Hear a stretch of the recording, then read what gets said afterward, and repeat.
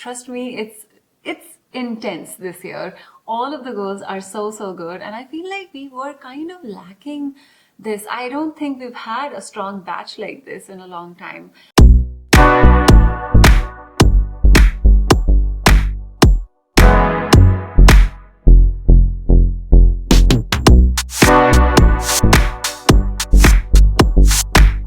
Hi everyone, what's up and welcome back to my channel. It's been a while, but I've been keeping my eye on the contestants who are currently competing at the 71st Miss World competition being hosted by India. One of the best things about the 71st Miss World competition is how much they have upped their game. Competing at Miss World in itself is a pretty humongous task. But at the same time, Miss World has made the contestants have such elaborate profiles and just, describing their work and very strong profiles. I just feel like we know the contestants so much better this year. There's a lot of transparency in the way it's being conducted, and I am loving that. It just started feeling like something is really good this year. I don't know what Miss World has done it, but you can see it on their website. With that being said, in no particular order, these are my top 20. Right off the bat, I want to talk about Botswana. This girl is a ray of sunshine and she is so well spoken. I absolutely fell in love with her in the head-to-head challenge. So calm, so composed, and she was smiling throughout. And it's not just in front of the mic that she can do wonders. She's also winning at sports. She's also a super bubbly, cheerful, high energy person to be around, and I'm loving her. Next up in my list is Nigeria. Now, for Nigeria, what stands out to me is how she brings her culture everywhere that she goes. She's one who stands out. She's not afraid to make bold choices. And I feel like she's very rooted and very proud of her country. And she brings the same amount of passion to the Miss World platform as well. While she talks about one world and one family, I did feel that during the head-to-head challenge, she was a little too generic in the sense that her concept is very dilute.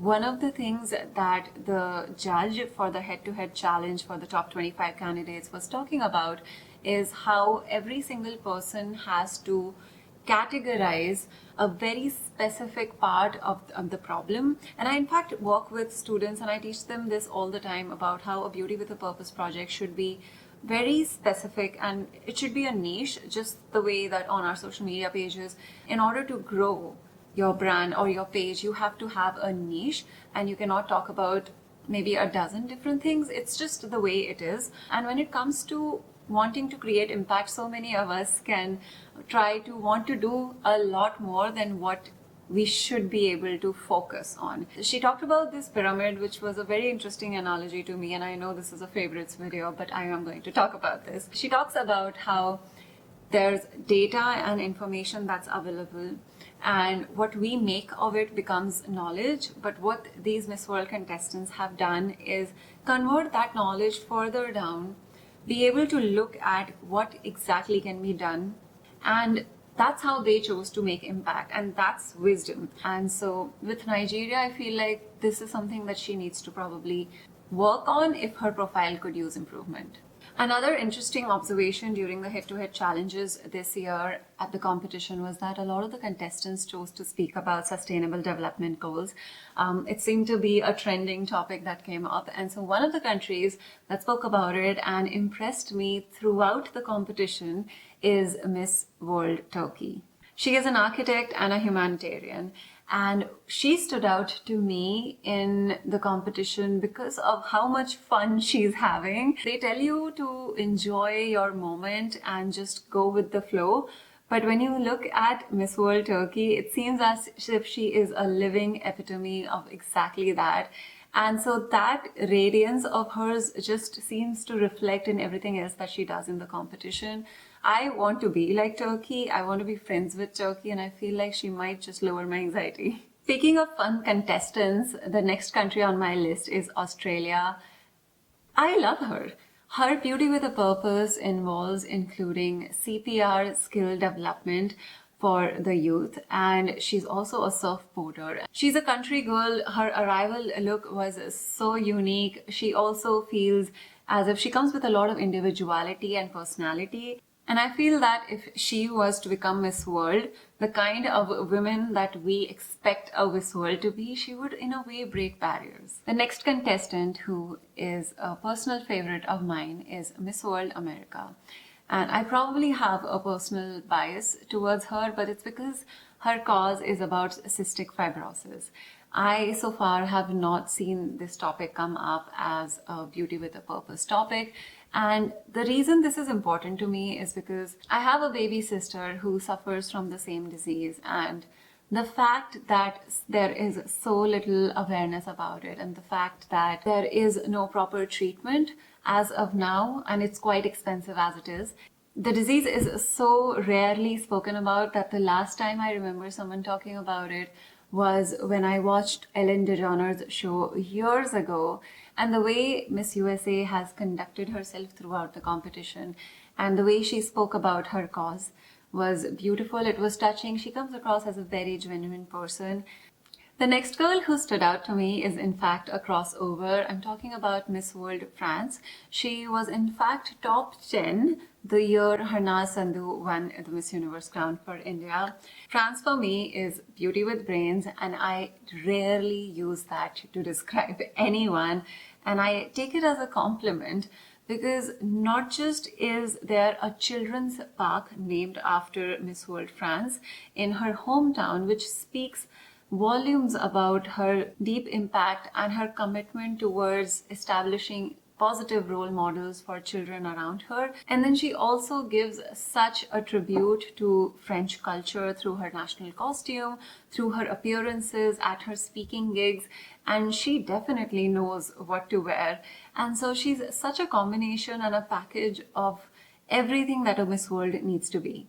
The next country that I can't help but love is Miss World England.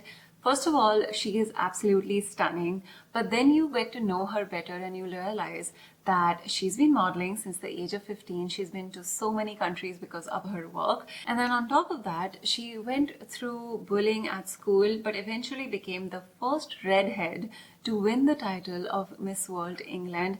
And she's a fashion model turned aerospace engineer. I am so impressed, and she speaks so passionately about inspiring more women to get into STEM. And I can see her as a clear standout for the Miss World title. France isn't the only crossover that we have at Miss World this year. We also have Miss World Lebanon, who competed at Miss Universe 2022.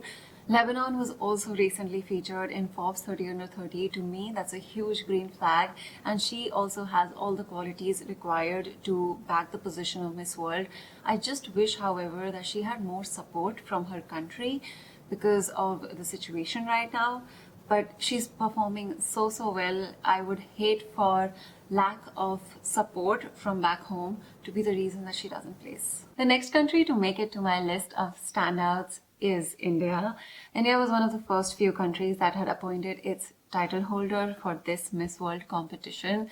Now, I will say that Sini is doing an excellent job as representing the Indian culture with her wardrobe, her styling, her beauty with a purpose, promotional activities. All of those things are so well.